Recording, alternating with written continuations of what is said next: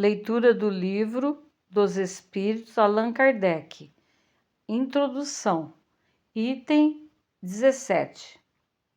O ceticismo no tocante à doutrina espírita, quando não é o resultado de uma oposição sistemática interessada, tem quase sempre sua fonte no conhecimento incompleto dos fatos, o que não impede certas pessoas de decidir a questão como se a conhecessem perfeitamente. Pode-se ter muito espírito, instrução mesmo, e carecer de julgamento. Ora, o primeiro indício de uma falha no julgamento é crer-se infalível. Muitas pessoas também não veem nas manifestações espíritas senão um objeto de curiosidade.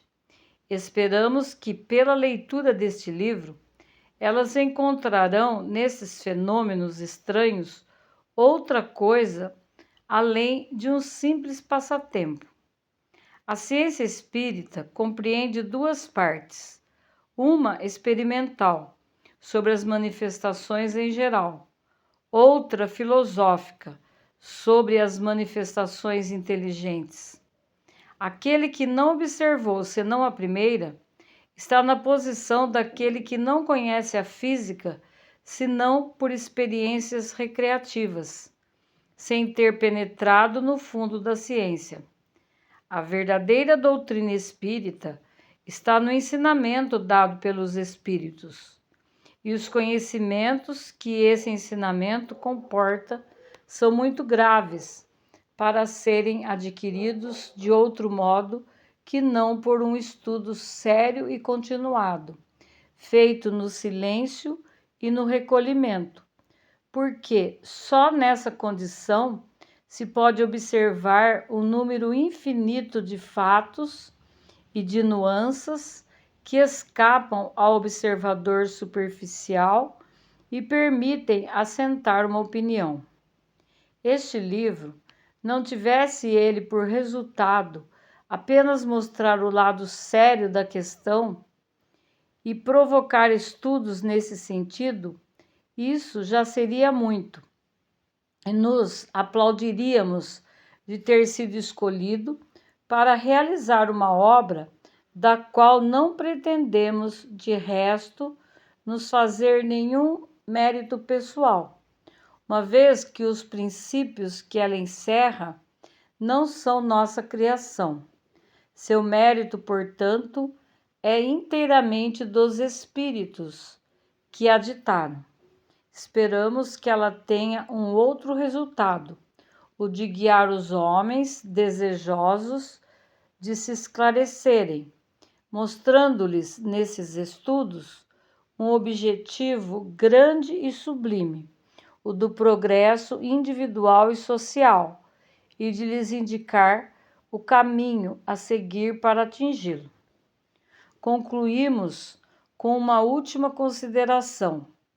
Os astrônomos, sondando o espaço, encontraram na distribuição dos corpos celestes lacunas não justificadas e em desacordo com as leis do conjunto. Eles supuseram que essas lacunas deveriam estar ocupadas por globos que escaparam à sua observação. De outro lado, observaram certos efeitos dos quais a causa lhes era desconhecida e disseram a si mesmos: ali deve haver um mundo, porque essa lacuna não pode existir, e esses efeitos devem ter uma causa. Julgando então da causa pelo efeito, puderam calcular os elementos, e mais tarde os fatos vieram justificar as suas previsões. Apliquemos esse raciocínio a uma outra ordem de ideias.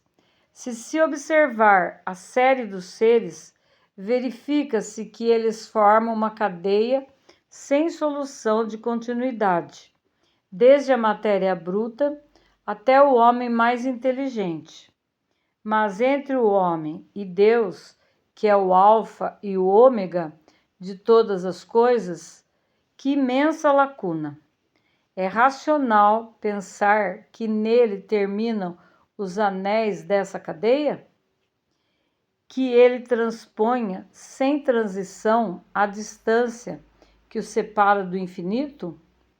A razão nos diz que entre o homem e Deus deve haver outros escalões, como disse aos astrônomos que entre os mundos conhecidos devia haver mundos desconhecidos.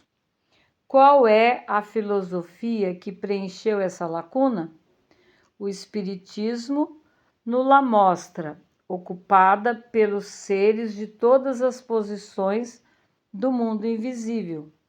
E esses seres não são outros senão os espíritos dos homens, que atingiram os diferentes graus que conduzem à perfeição.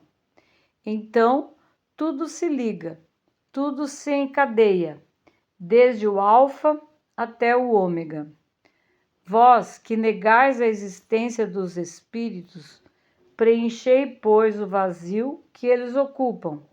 E vós que ride deles, ousai rir das obras de Deus e de sua onipotência. Allan Kardec.